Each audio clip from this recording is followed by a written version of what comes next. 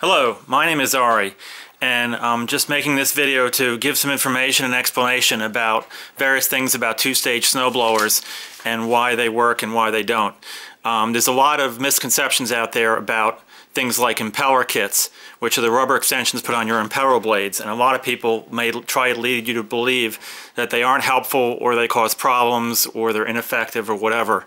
I do not have anything to do with the guy in Canada who sells those kits.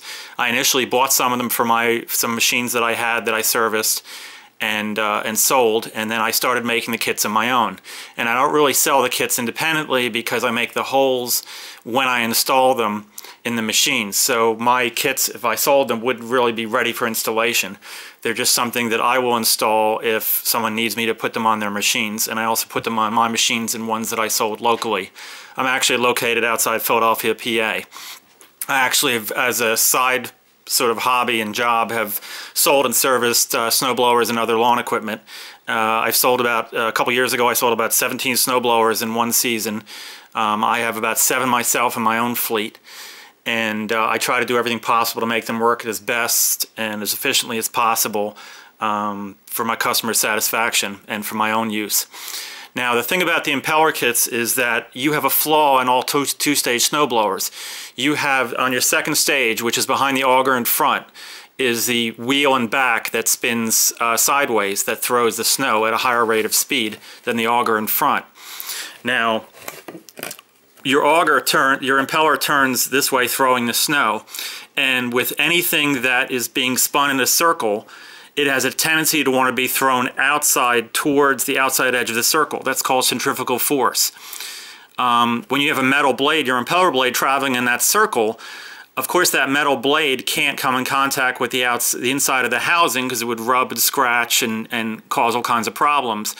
And also the gap is left there because as the bearings wear that this impeller shaft travels on, that'll cause the impeller blades to wobble around more, and if they were too close to the edge, they would start to hit. People try to lead you to believe that they leave a gap here because the manufacturers don't want rocks to get caught in there or some other silly ideas, which of course makes no sense because whatever gap you have in here, you can get a rock that size and it'll jam in there. Whether it's a smaller gap, you get a smaller rock, a bigger gap, you get a bigger rock. It's more than likely actually that if you have a smaller gap, you're less likely to have bigger rocks jam, and the bigger rocks are usually the ones that are more likely to get wedged, where the smaller rocks might get pushed through.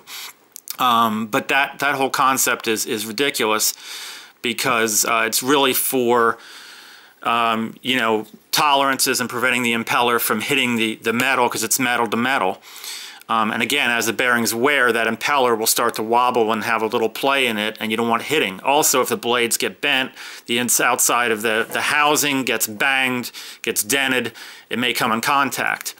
Now, the two biggest reasons why snow throwers have different throwing distances is usually because of A, the rotational speed of the blades, sometimes also the design of the blades, but usually that's not as much of an issue.